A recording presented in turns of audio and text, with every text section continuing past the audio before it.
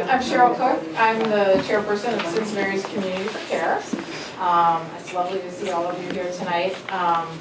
The Community for Care is a group of concerned citizens, staff members. We have clergymen, police officers, therapists, a variety of just concerned citizens. Our mission is to bring awareness to issues of mental health and addiction in our community, and we put on these programs periodically, and that is our motivation for doing this tonight. And we have a very knowledgeable panel here to help us understand mindfulness tonight and to help us use it in a more effective way. So this is Sue Homrick-Lemke. Hi everyone. And she is going to introduce all of the school personnel up here.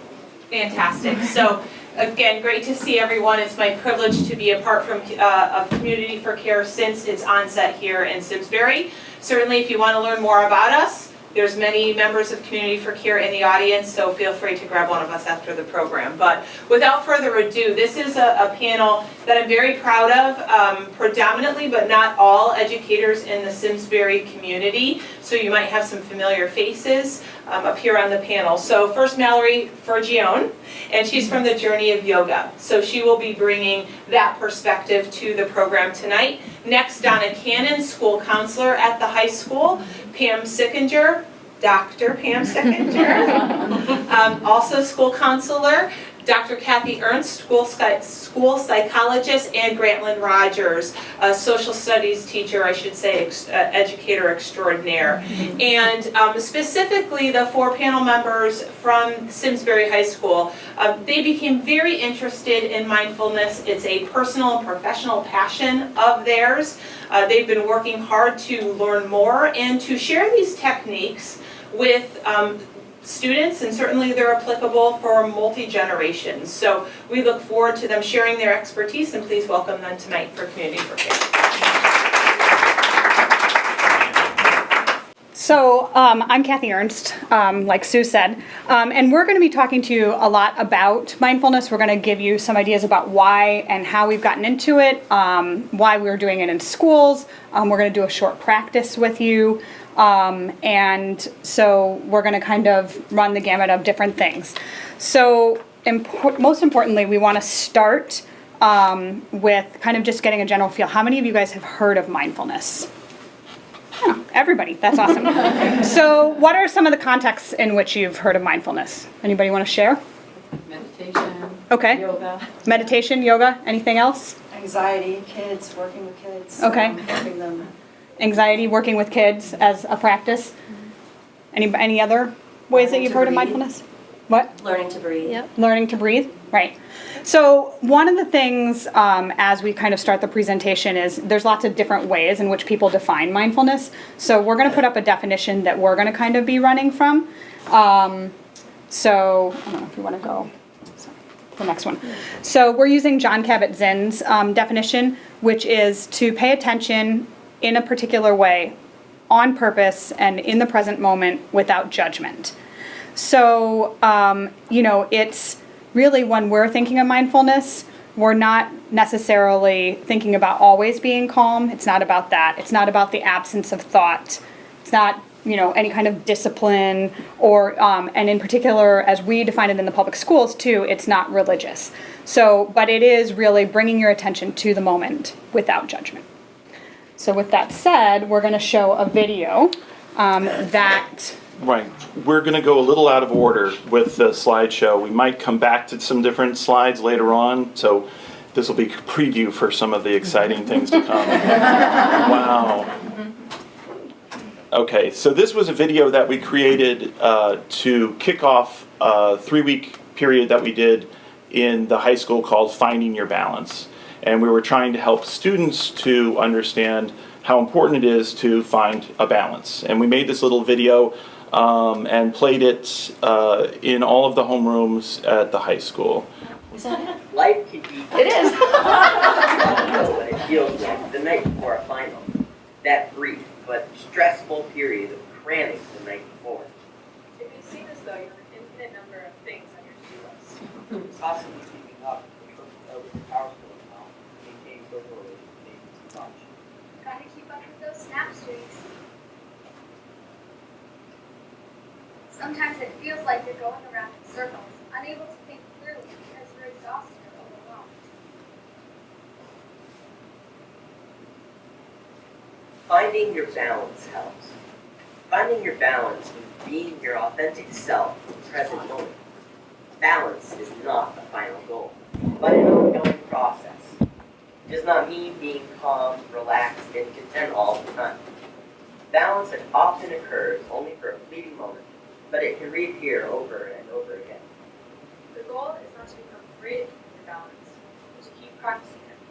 Both accomplishments and failures are a part of balance. Most of us have plenty of hope already in our lives, but we may not always pay full attention to it. If you are someone who focuses on failures, try to notice small moments of success. See what that feels like. Don't beat up on yourself and stay there. It's okay to fall out of that awareness back into more familiar and negative thoughts. Just go back to the positive when you can. That's balance. In Connect today, each of you will be receiving a reminder to help you focus on finding your balance. Remember, finding your balance is an ongoing process, and don't worry if it takes you a while to achieve it. Over the next 3 weeks, we are hoping to foster a school-wide conversation about how our community can practice finding balance. Make sure to listen for announcements and opportunities to get involved in learning. Okay, so I'm not sure how well that translated or how well you could hear it, but we were proud of the effort and of the interest that we had. All right. Shall we?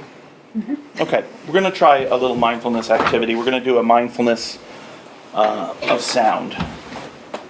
All right, so as the video said, and you may or may not have heard, mindfulness is about paying attention to the present moment and whatever is happening right now. And I'm going to lead you in a little exercise which involves paying attention to sound. Let's start by noticing our posture. And it's helpful in mindful practice to find a posture that's both relaxed and alert. So you might want to sit up straight but not rigid. Put both feet on the floor. You can just rest your hands in your lap. Someplace that you can breathe nice and easily. And if you feel comfortable, you can close your eyes, or you can have just a soft focus a couple of feet in front of you. Just kind of soft focus to the eyes. And let's start by just taking a deep breath all together and letting that out. So if you breathe in, and just let it out. We'll do that one more time. Just breathe in, and let it out. Great. In a moment, I will be ringing a bell. And I'd like you to let your attention go to that sound, the sound of the bell. Follow the sound from the moment it starts until the moment it ends. Listen as closely as you can and see if you can hear the moment that the sound stops.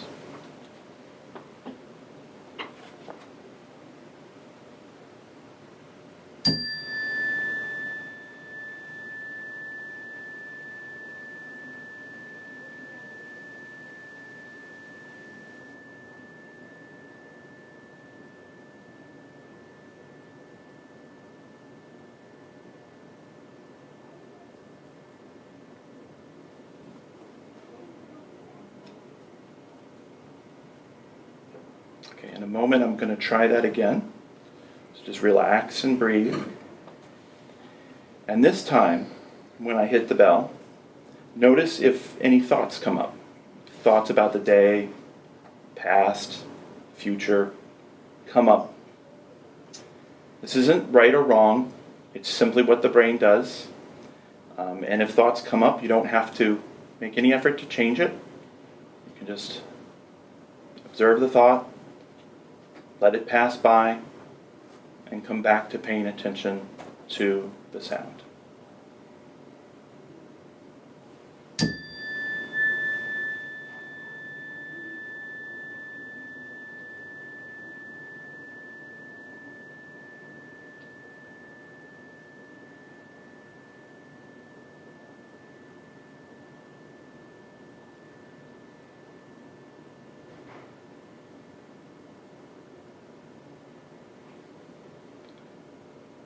Now take a moment just to listen to the sounds of the room.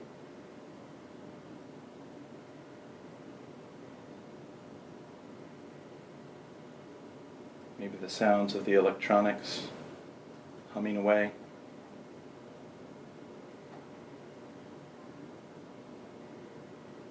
Sounds of some of the voices in other parts of the library.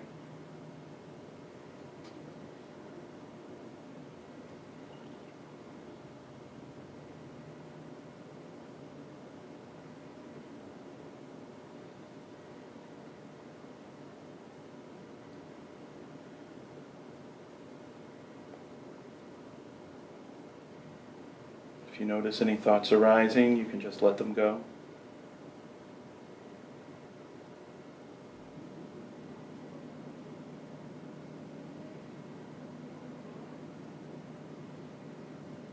And when you're ready, you can go ahead and open your eyes. Come back into the room. Maybe shake out your hands a little bit. If you need to wake up, shake your feet. And you can think about, in that little exercise, if it was challenging, if it was hard to pay attention to the sound, if you maybe wanted to have a story for the sounds that were outside of the room and kind of think about what was it that was happening out there. The exercise is really designed to help us focus on observing a single thing, in this case, a sound, for an extended period of time, because our minds do naturally wander. It is what minds do. But the world we live in, it's almost like we're training ourselves to jump from thing to thing to thing. The phone, social media, texting, multitasking, which is such a misnomer. Multitasking is doing nothing particularly well, but having a lot of things going on. And a lot of what we do in mindfulness is try to train ourselves not to jump from thing to thing, but to stay in one place. And it's about attention and focus. And the amazing thing about it is the fact that there's so much, and we're going to talk about this, but there's so much in terms of the research about what a simple thing like mindfulness can do for our attention and for our well-being. So I guess that's a kickoff. We can jump in now. Great job. I love following doing the mindfulness because then I automatically feel a little more relaxed. And I don't know if any of you sensed it in the room, but there's kind of a mellowness that can happen. And it's really neat when we've done it with kids. They're very receptive to it and open to it. So we'll share a little more what we've done. But why we've started bringing it to the high school, I know most of us have been there, or at least in education for like 20 years now. And if you're in it, how many of you are teachers or were in? You sense it. I mean, you can feel the changes coming at us just more. I feel like it's just very rapid now. And I feel it's hard to stop, and it's like we do, as you said, try to multitask, get more in, and that's not always good. We've also, of course, had surveys and data done that has shown teachers are more stressed in the spring of 2016. Their stress level has risen the last 5 years. And students that we surveyed, currently the seniors, 81% of the students reported academics as being stressful. Didn't matter what level they were in at the high school. It wasn't always the top kids.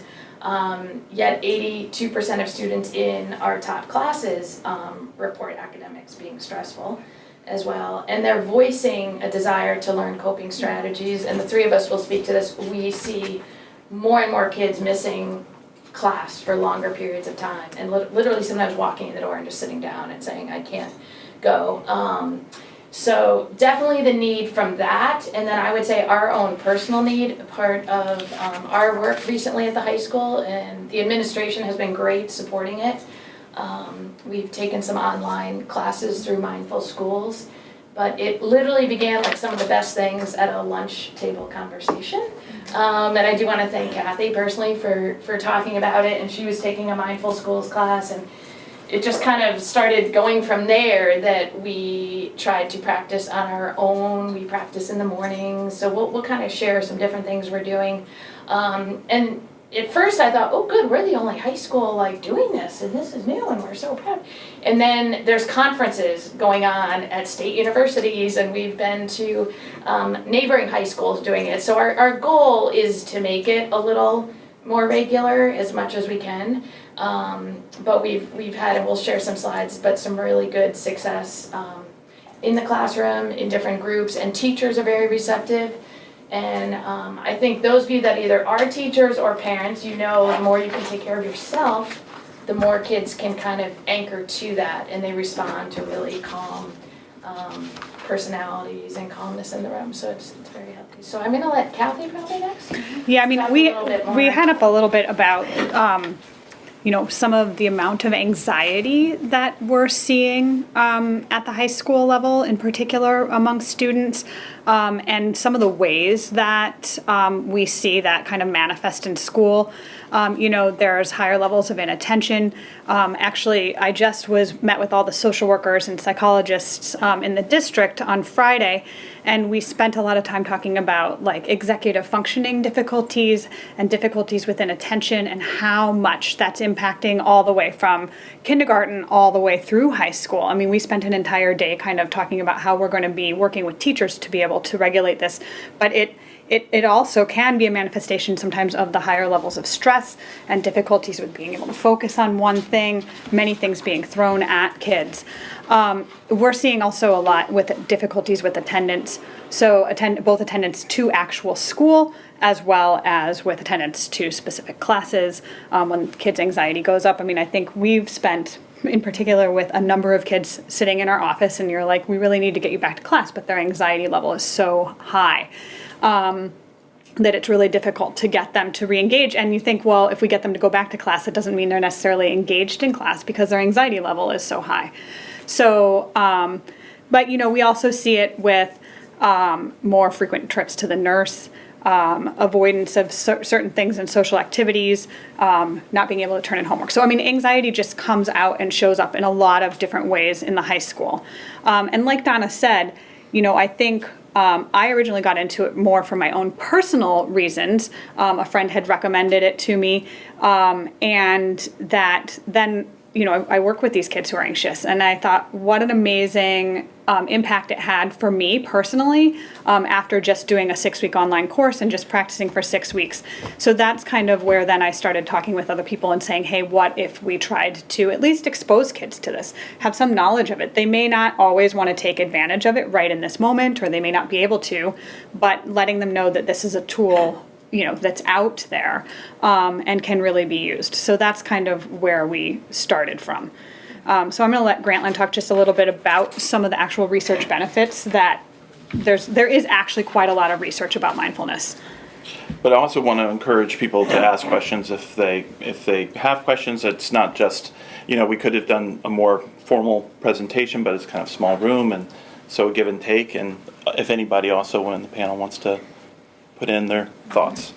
So just looking at some of the research, there are a lot of benefits to mindfulness, practicing mindfulness.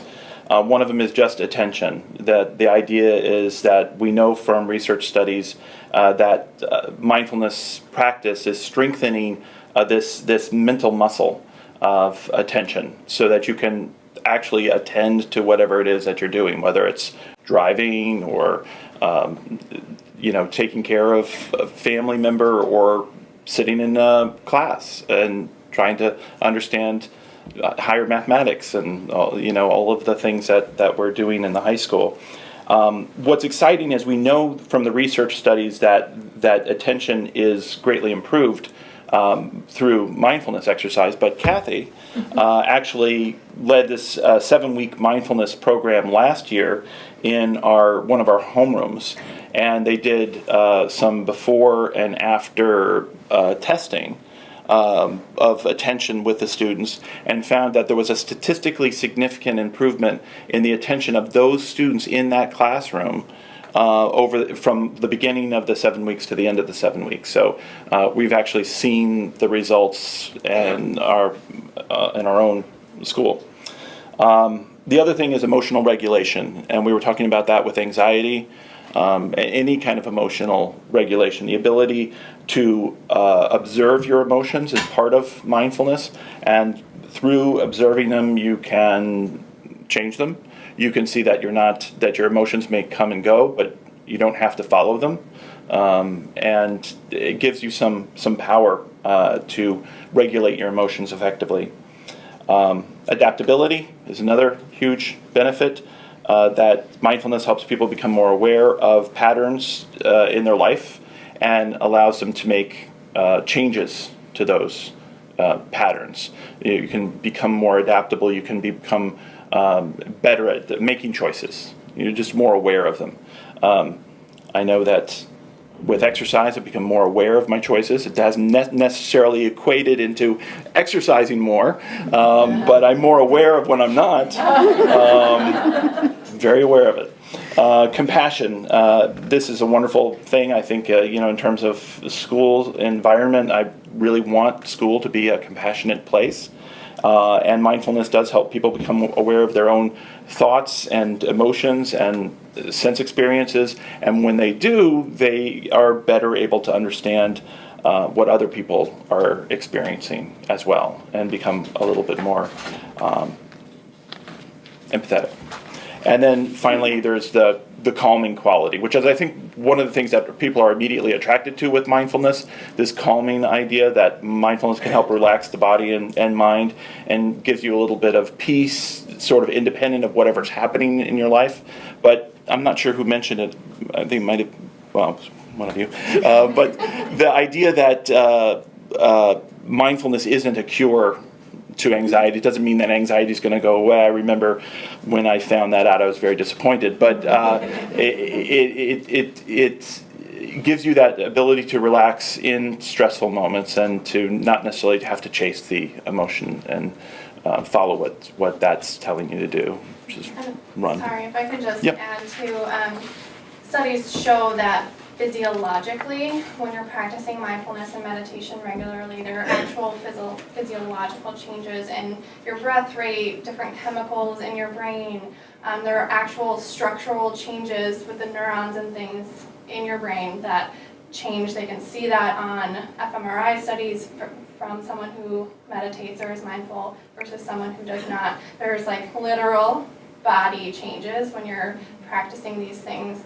And I think it's just really important that, we can bring our awareness to our body functions and they can actually make a change in actual physical things that can make us feel better. It doesn't necessarily mean the anxiety goes away, but when we have less stress hormone pulsing through our veins, it's helpful, right? It sort of makes us better able to handle the things that are coming at us because we're hardwired as humans, right, to have a stress response. But what happens, I think, more and more recently or lately is that we see everything as a threat to us, right? And so our bodies are scanning the environment and we're misinterpreting things, and that means our stress levels go up, and that means, our breathing rate goes up and we're sort of reactionary. So if we can pause and sort of bring our awareness back to what's happening, it can actually change that sort of stress response in our bodies. Perfectly put. That idea of initiating the parasympathetic response and calming. Yeah, that's great. And a lot of this, and we've referenced using the Mindful Schools curriculum, doing multiple visits to classrooms. But we really want students to take away that this is something that they can do, and it's portable, it doesn't cost anything, you always have your breath, so you know how to breathe, you know how to do it, there's not really a lot of training involved in it. And helping them to kind of make that more part of just the way they live, like brushing their teeth and exercising, different things like that. And to Mallory's point, doing that consistently, even for a short period of like 6 to 8 weeks, those results have been noticed in the research that's been done. Become more like original too. Yep. So I guess we don't have a slide, so I'm just going to reference it on my sheet. And I do want to thank Amy's in the audience, but the PE and Health Department has been very receptive to us and kind of on the same mission as us, I guess. So we've been able to use their classes. We used them in the beginning when we wanted to pilot a few lessons to freshmen. It's obviously been hard to reach every student right now. But when we did the lessons, these were just kind of the 4 common themes, and it really emerged, again, no matter what grade level we did, and I know Kathy heard them in her classes, but it gave me a chance to take a break or relax. It helped me to focus and be more present. It provided helpful strategies and activities of interest. Really with teenagers, you do have to try to do some kind of engaging activity. Believe it or not, it's very hard for them to sit still and do nothing. They're not used to it, and it's work. It's a habit you have to practice, and having a sense of calm. And I do think at the end we'll mention it as a resource, but one positive with the phone is there are a lot of calming resources on the phone, technology and apps that they can use.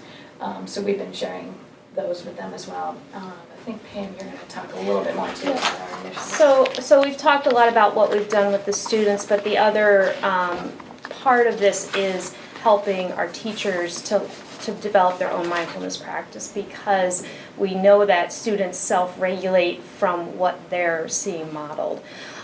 So we've also been doing some professional development. We've been working on getting information out, providing other opportunities. We do a once-a-week practice at school for anyone who's interested after the school day is over. So, we see this widespread from Kathy said kindergartners on up, and I think maybe Mallory can add to that because you probably do a lot more of it with the adults in your work. Do you want to have a chance to speak to what you do, where you see this and what you're seeing too? Yeah. So I actually am a yoga teacher. I teach across the street a journey of yoga, but I'm also a social worker, and I work in an outpatient mental health clinic. And so of course I think we're all stressed out as a society, right? And I think a lot of times people think that with mindfulness or meditation or things like that, I need to sit with my legs crossed and I'm going to do the Om thing and I'm going to wait 5 minutes and then I'm going to be better, right? We think it needs to look a certain way. And I think the most important thing to remember is that you can't do it wrong. Just the act of thinking about mindfulness means you're being mindful, right? Just the idea about thinking about what you're thinking about is important, and that's where you start, right? So you start exactly where you are, and maybe today you sit for 5 seconds, and maybe tomorrow you sit for 10, or maybe you don't sit at all. Maybe you just are at the kitchen sink doing dishes and are sort of being mindful about what the water feels like, or whatever sort of thing is happening.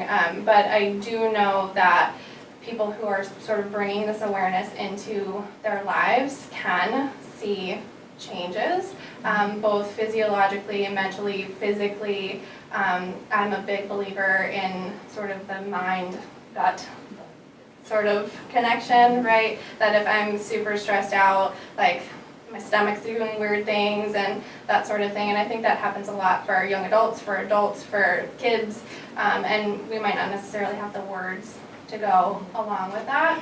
And so some techniques that I find are helpful is I do a lot of counting. So if I'm, walking or I'm trying to come down from something, I'll count my steps, or I'll count, tiles on the floor, not in an OCD sort of way, sort of bringing awareness to something other than, what's going through my mind. Or if I'm sitting and trying to meditate, I'll try to, on my inhale, hear the word so, and on the out breath, I'll try to hear the word hum. And so as long as I can do this sort of so hum thing, I'm sort of being aware of my breath, right? And those thoughts come in, and that's okay. And it's just the practice of bringing them back. And so I want you guys to repeat after me. Are you ready?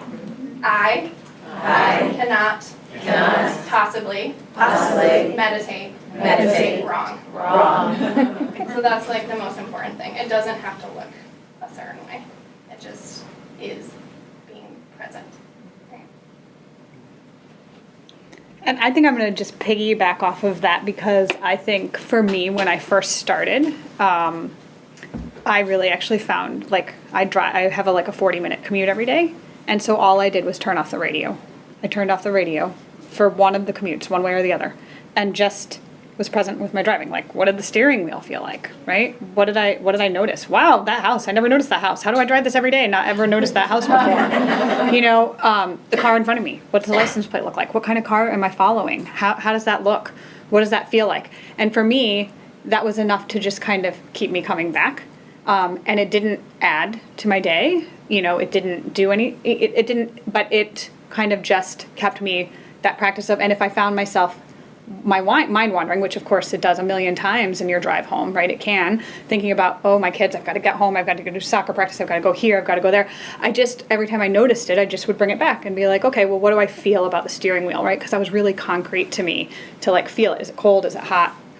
Those kinds of things. And for me, over the course of 6 months, it just created that habit. And then I wanted more. So then I started actually trying to really sit more and started making the time for that. But it doesn't, there really was, and you do notice your thoughts come and go, and sometimes you give them a little pay attention. Ooh, that thought keeps coming back. Every day when I'm driving home, that thought keeps coming back, you know. So then you give that a little attention, and then you can kind of move on from it. So it's, you know, I think there are just lots of different ways. I think it's really important, as you said, to even have that space. We have chatty minds. Mm-hmm. And so just letting your mind be chatty without the distraction of hooking in to NPR or the music is so important. Like I remember I used to live in San Francisco. My friend and I would go walking around the city. We would be talking about the day, and we were all, you know, at the beginning of the walk, and at the end, there was like a stillness, and we started doing it by ourselves or whenever we could. And again, that chatty mind in the beginning would be all over the place, and slowly, as we kept walking, or as you walk by yourself, those thoughts disappear, and you surrender, and you're in the moment. And then all of a sudden, you're noticing the trees, or the flowers, or the smells, and then you're living. Mm-hmm. And it's that non-judgment, right? That we're not going to sit here and judge ourselves for having a chatty mind, because that's just where we are. We embrace it, we acknowledge it, we name it, and we let it be what it is. But right? kids today are not having a chatty mind, and they don't allow themselves that. They're not spacing out on the bus anymore because they have their phones. Mm-hmm. And we are as parents. So I think that's the issue. And we always want to be distracted. For God forbid we're doing nothing, like driving without any distraction, you know. I came tonight because balance is important to me, and because you're educators, and I love the fact that you are thinking about that. One of my biggest fears with a 9th grader and soon coming 9th grader is how much pressure their day is, knowing they're putting in 7 hours of school, then they're doing 3 to 5 hours of homework, and that's a longer day than we go to work for, but we're asking these young kids to do that. And the family meal has gone by the wayside. That's where some of this constructive chatting can have them dump their load so that they can go focus on their homework. And I wish that educators themselves would be mindful of the amount of homework and the style they're asking of these kids to do with their homework. And I think, for example, a teacher who said, well, you have to take notes on the chapters, but you have to write them, you can't type them. Typing comes quicker than writing, and it's, you know, it's an hour more, perhaps, than if they were typing. And yes, it's because people cheat, and unfortunately we have to kowtow to the lowest denominator. But educators also need to understand that they're part of creating mindfulness and balance for our children. And they are role models. And they need to give our children time to decompress. They need to help us reinstitute the family meal. They need to, in my sense, just back it off a little bit. Get rid of a little bit of that edge and that competitiveness. and help us be relaxed in our life. Why are we always chasing something? Why do we have to be here, here, and here? I feel like we do, as a society, have some control over that. And as educators, I'm not always seeing that within the school system in Simsbury. It's disappointing. And I don't want that for my child. I don't want them to feel like they can't take a nice time to have a meal with their family. Because quick, they have to go do their homework because they're going to be up past the time their parents are in bed. So I feel some of the onus is on how educators are causing that stress. And that stresses me out because I don't want that for my children. So I hear, and if I could just respond to that, educators, as an educator, we are thinking about our practice all the time. We're wondering about it. We're talking about it among ourselves. We're putting in those long days trying to figure out a lot of this. And it is one of those system-wide discussions where your voice as a mom is really important, and having that conversation is really important, because as an educator, you're part of a department and part of a school and part of a district, and while you have some leeway and some freedom in making some decisions, policies are kind of a different matter, and so that has to be a community discussion. It's not just an educator making the decision that we're going to crank up homework for some reason. It's a community, but it's a community decision. It doesn't come down to an individual. It comes to a community of people talking together, which is one of the great things about this community for caring idea, is that we can come together as parents, as educators, as counselors, social workers, psychologists, and figure out what is the best thing for our children. can I say that last year I went to the discussion on sleep. Mm-hmm. I'm a big proponent that sleep makes a healthy person. Mm-hmm. And they had surveyed the community, and they were talking about shortening or lengthening the time a kid can sleep by giving them more time in the morning and school start time. And I rose my hand and I said, well, I'm hearing that kids are up late because they have a lot of homework. And they said, oh yeah, that was really clear in the survey too. But we're not going to focus on that right now. Well, guess what? That's the tangible item that you can control without disrupting the apple cart. So when I hear Simsbury Board of Education give me that answer, I'm sad. Because, wait, you're spending all these hours bringing all these professionals in, all this money and time, and the one thing you can control, you're dismissing right now. So, I don't mean to switch that gear. I want mindfulness on that kind of stuff too, because that makes a person whole to not have to be stressed out. I don't want to minimize or dismiss anyone's experience. And I have to say I have kind of a visceral reaction to hearing that, because I raised 3 kids all through Simsbury Public Schools. And I heard so many criticisms of the schools and the teachers. And I can say that we had family dinner. My kids got to bed on time. I limited their activities. They were all top students, and they were not stressed out. One of my sons had more stress than the other because he had a learning disability. But it wasn't the rigor, it wasn't the quantity of work, it wasn't the activities, because all of that was appropriate. And he got to bed on time. All 3 kids got to bed on time. All 3 kids had a stellar experience. And they would tell me about their friends, equally bright, motivated kids, but who had all sorts of distractions, constant distractions, while they were doing their homework. The phone with them in their bedroom, gazillion activities. And I think that before we even think about criticizing the teachers, we need to look at how we are managing our kids' lives at home. And my experience has been that every single teacher that my kids ever had, from preschool 3s all the way through grade 12 in Simsbury Public Schools, was very, very, very measured and thoughtful and mindful of the demands being placed on our kids. And I learned finally to block out all the criticisms I heard all around me. And my kids did the same thing. And I, as a parent, had a fantastic experience as parents in the Simsbury Public Schools. And my 3 kids all had a fantastic experience in education and were more than well prepared for college.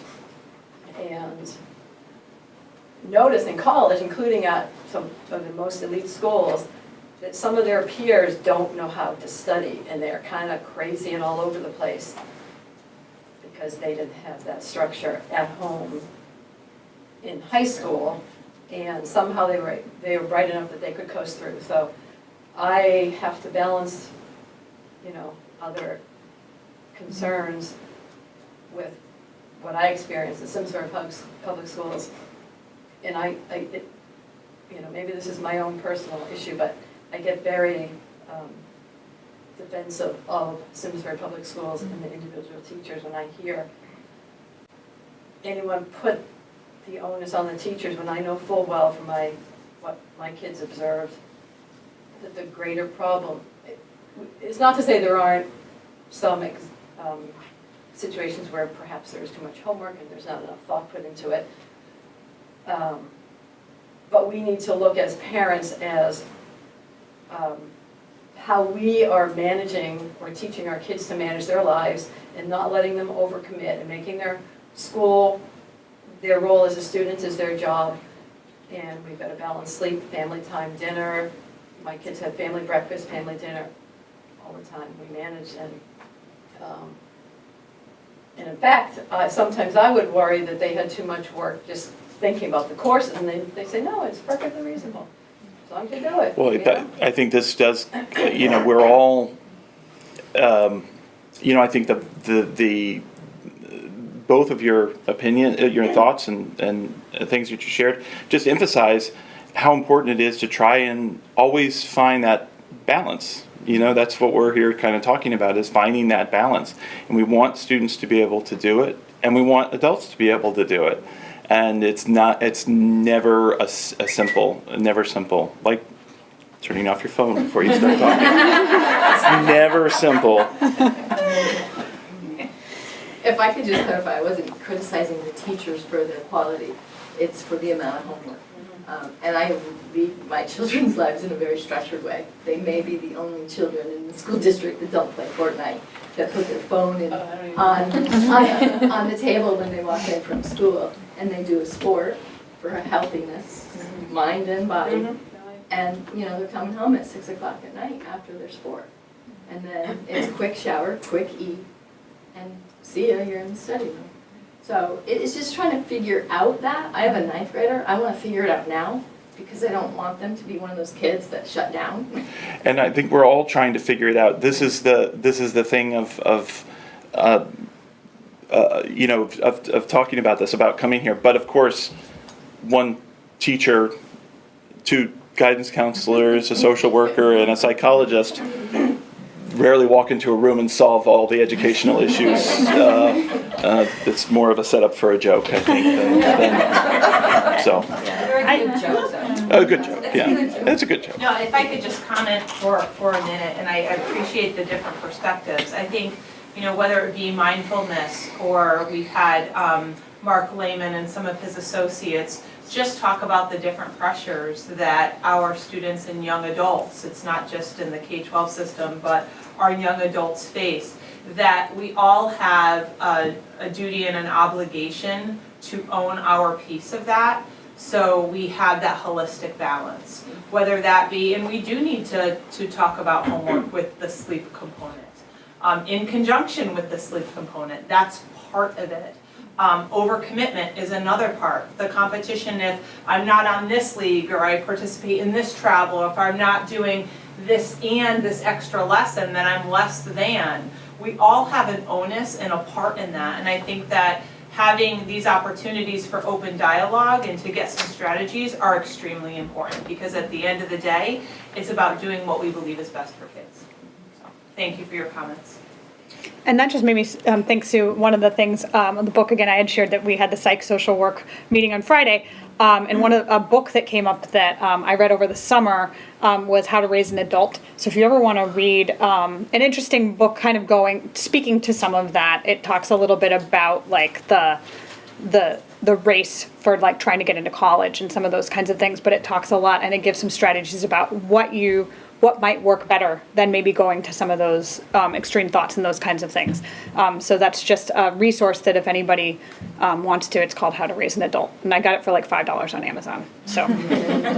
What a deal. Are there other questions for us, thoughts? I think, I said like 5 years ago that mindfulness is going to become more and more prevalent in our society as anxiety, depression, bullying, all of this increases. And it's going to become mainstream. I remember doing a wellness thing at the middle school with Mr. White.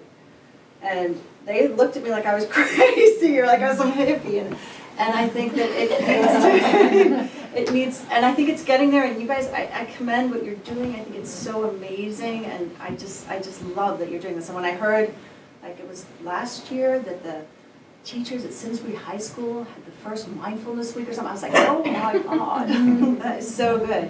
But I do think that starting from kindergarten, we need to be incorporating this, not just as a weekly. I'm like to my kids, are you going to the meditation in the morning? And they're not going. And I'm like, they're going. And it's like it needs to. I would love it to become a part. I've seen I took the Mindful Schools. I know about Mind Up. I took that certification, and I've gone on a retreat with Susan Kaiser Greenland. Mindfulness for Children. The teachers need to incorporate it before tests, daily. Elementary school, there's so many mindfulness games that you can do that children love, and it's just so very important, and it should become part of the public school system on a very major level. The end. I think one of the things that I've learned over the years and like taken from some of the Mindful Schools courses and those kinds of things too is that really for teachers to incorporate it, there's some level at which they need to practice it and they need to be exposed to it.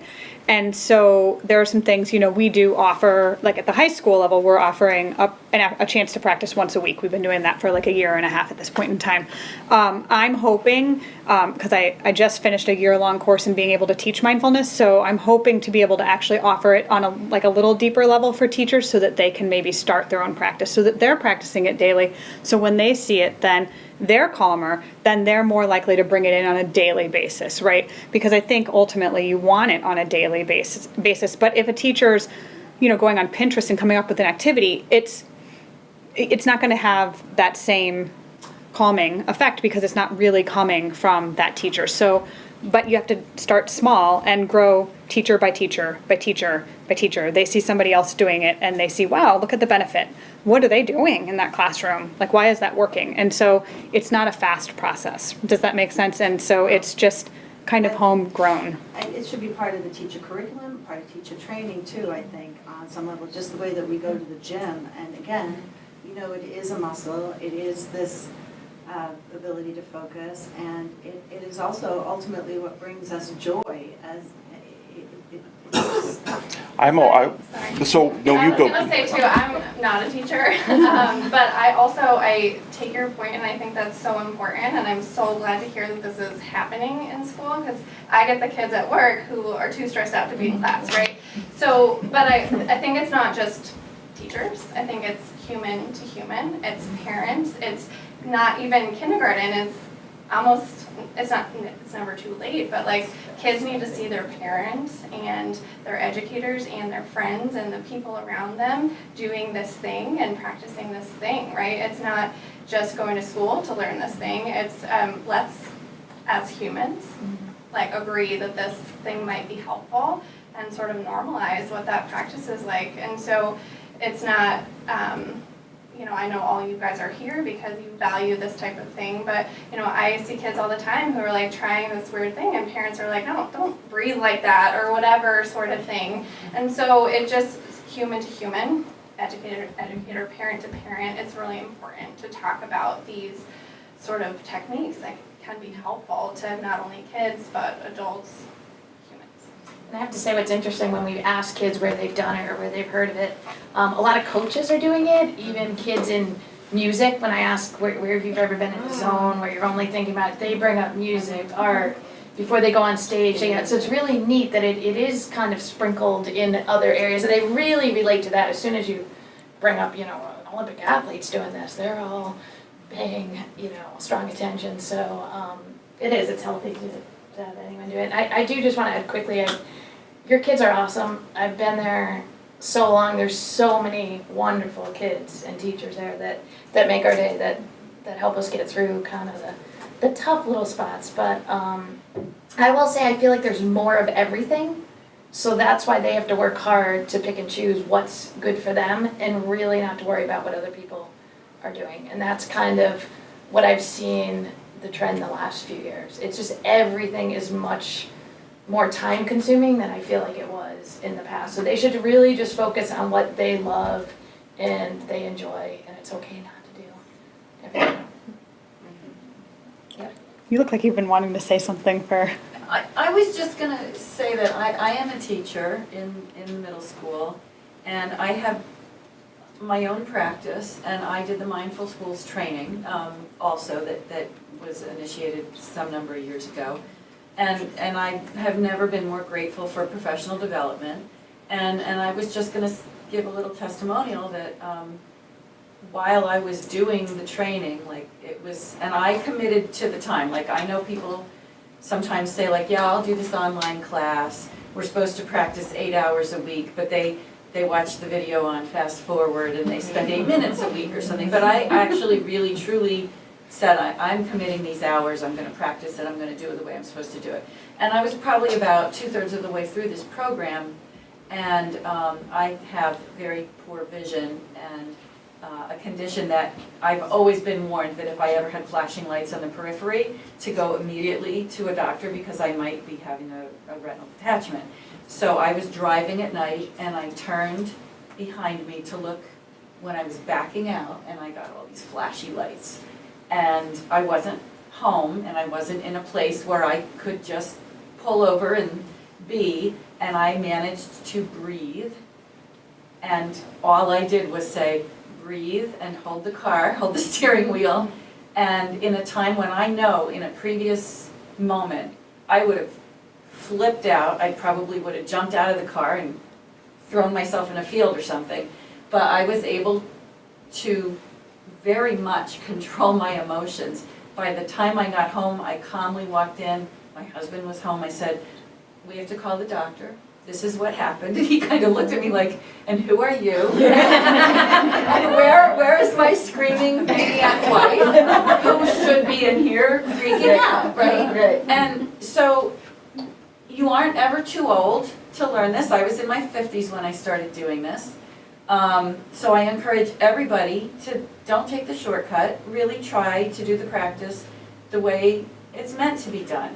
And if that is, like Mallory says, 10 seconds a day and then 20 seconds a day or whatever, but you can't, I guess what I'm saying, you have to go into it really believing you're going to try and give it your whole heart. But it's had a profound impact for me. I have used it in my classroom a small amount. I will say that I have students in the 8th grade who have experienced it in 7th grade, and they kind of roll their eyes and moan. And it's like, oh no, not this again. And so that's something that I would say is not always encouraging to us who are trying to use it in our classroom, that some of the kids really do have a negative reaction to it. But I really love that they're just trying to make you feel bad. But I was going to ask also, I think, and I'm lucky enough to practice yoga with Mallory as my teacher. So, I mean, you must have seen in your practice times where it had more profound impact than it did on me, right? Where in your private practice or whatever, where it's really helped people come out of Sure. difficult things? Sure. And really, you know, my sort of private practice specialty is in trauma, and definitely our sensations live in our body, right? And you know, if we can bring some awareness to what is happening, it can start to feel more in control. And so I think these sorts of practices, they don't come necessarily naturally or easily, but the more time you spend sort of believing in yourself and believing in the fact that this might help, you know, I've seen incredible changes. And it really just starts, for me, the most important thing is awareness of your breath, right? Because especially in anxiety, you know, that's the thing that starts to go first. And then we feel like we can't breathe. And then we feel like there's a pressure on our chest, right? So if you can start to regulate your breath, it signals to your autonomic nervous system that you're okay, you're safe. And so it can truly bring remarkable change, but it doesn't have to be remarkable change. I've seen it work in really, you know, small scale at first, and then, oh, like I can lengthen my inhale, I can lengthen my exhale, right? And then you start to feel like you have control over what's happening in your body, and your breath, and your mind, and maybe your life. So it can be remarkable, yeah. And supporting this whole mindfulness meditation yoga. 3 summers ago, I had always wanted to do this, and finally there was an opportunity to take yoga, a journey of yoga, with all 3 of my sons for the whole summer. And then it really stuck with one. The other 2 tolerated it, but they had a good attitude about it, but it really stuck with one. Boys are hard to get. And then that January, when the meditation, this 3-class series was offered, had them take the meditation. And again, it stuck with one, but the other 2 are aware of it, and it's a tool that they have that they can call up when they need it. Yeah. And I think it's a great thing. Boys, girls, men, women, young, old. Everybody. Yeah. It's free, easy, portable. So in the PowerPoint, if anybody's interested, we did have some slides of resources. So we had some books for elementary level. There's a mindful parenting book. So if you want to just come up and look on our slides, you can take a look. There's a couple websites that you can look at. We tend to use right now an app called Calm. There's a free version. There's also the paid version. The paid version is amazing, actually, but it is a little more expensive. But it has sleep stories. It has meditations. You can do like a 7-day for helping anxiety. You can do 7-day for stress reduction, relationships. So that's something that we've a very easy, quick thing that you can look at yourself and to help encourage a daily practice. But there are a lot of resources, and more. Again, using the phones, good or bad, you can use them, and especially to engage teenagers. If I could just say, if you could provide that to either me or Sue electronically, it can be included on the SCTV Great. Program, so you'll be able to, we make these videos available online, you can just click on it and find. So if anybody has little kids, Sitting Still Like a Frog is one that I've used with my own kids, so that's just something that comes with a free CD to listen to. There's another really good app called Positivity, and it's by Andrew Jackson. There's a big write-up in the New York Times a few years ago, and that's, I don't think it's free, but it's a couple of dollars. It's very, very good. And as I was kind of transitioning and balancing some family commitments during this presentation, I actually ran into an educator, and he and a community member are starting something called Simsbury Catch. And they're meeting at 6 o'clock every Wednesday in the Henry James Field, and they are just playing catch and being present in the moment and practicing some of these calming techniques. That's a great idea. So he said, as a matter of fact, can you put in a plug? And I said, I will do that. So just another resource, which I thought was really cool. That sounds great. Should we close up? Well, are there any other questions that we can answer for you? Yeah. Just quickly, I know the discussion has kind of focused around, high school and adult, et cetera. But again, we're seeing it in the younger populations. I can say that personally, I've seen some of this mindfulness being addressed for those who probably overtly need it a little bit more in the elementary school. But is this also going to be kind of taken into account at the middle school? Because these kids are kind of coming into a whole new realm. My 8th graders And- have the social yeah. studies teacher that does it. The Henry James School Counselors also are doing, similar to what we're doing, a series of lessons with the students. So it really is a 7-12 initiative at this point. Okay, great. And they did it, they've done it previous years, certainly in middle school. I think overall it's growing. People are becoming more familiar with it. I liken it to when people started to jog. Those first people out running, it was like, what are you running from? You're very strange. But the familiarity, people are becoming more and more familiar with it, and I think it's going to grow and grow. And certainly, this has been working with these people have been one of my greatest professional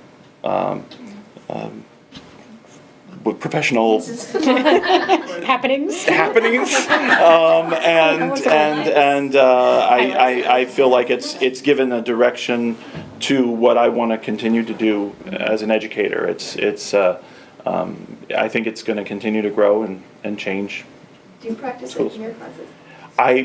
I practice it in my classes, but it's sort of the way Becky was saying, not as regularly as I would like, actually. So.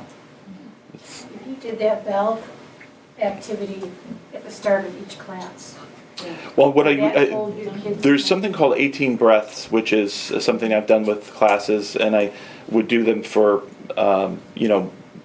every day, and you get into a rhythm with it, and it's just 18 breaths. You count them on your hand.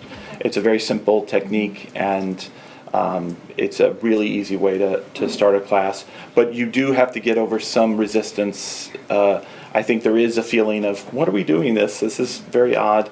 And once you get past that, the students really start to enjoy it, and they feel that the responses from students I've had have been all very positive. Once you get past that, maybe that initial They definitely wrote. inertia. They wrote very, very good things and wanted to keep doing it. Right. I mean, we had them kind of just give some feedback at the end, Yep. and they really did. I think there was like one negative comment, right? So that's pretty good. So even if they didn't actually practice, they also weren't necessarily negative against it.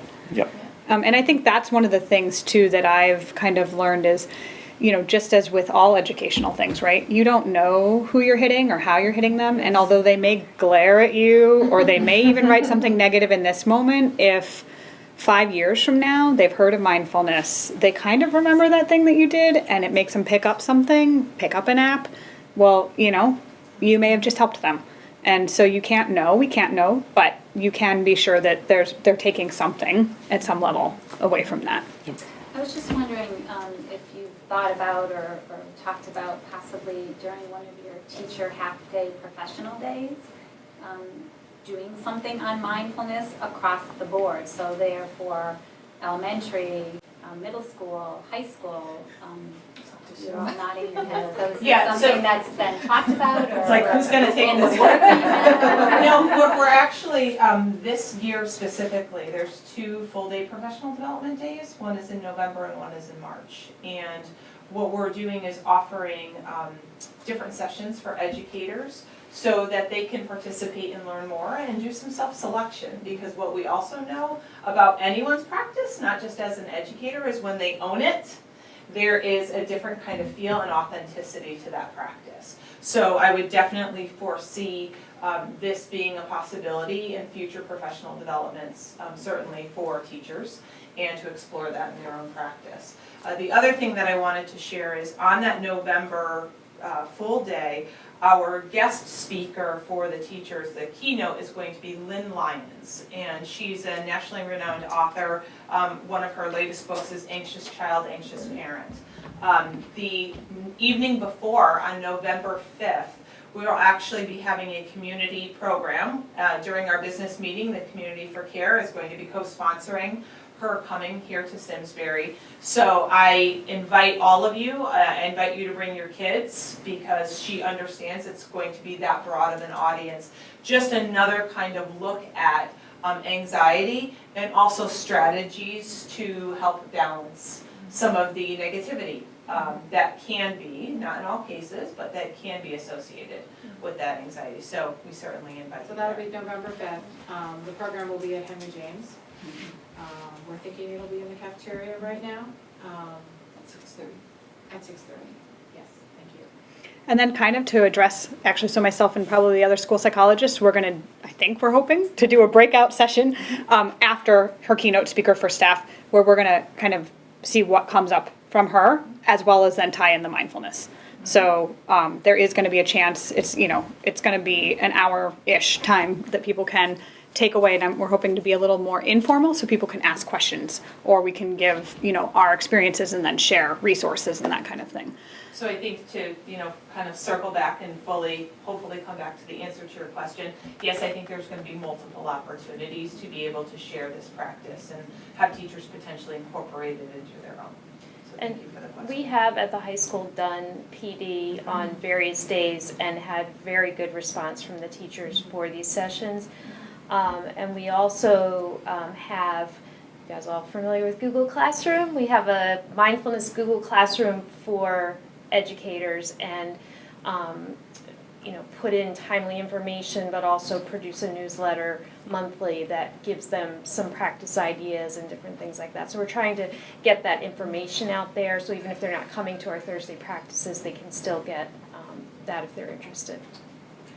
I'd like to thank you all for coming tonight. I hope you've learned something. I know I have. We'll look forward to seeing you at another community care program sometime in the future. And I'd like to give a big hand to our panelists.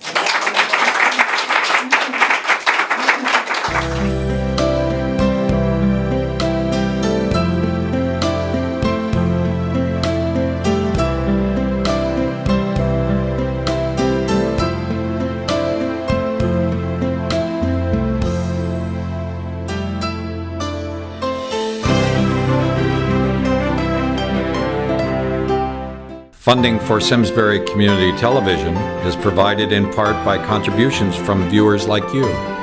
Thank you.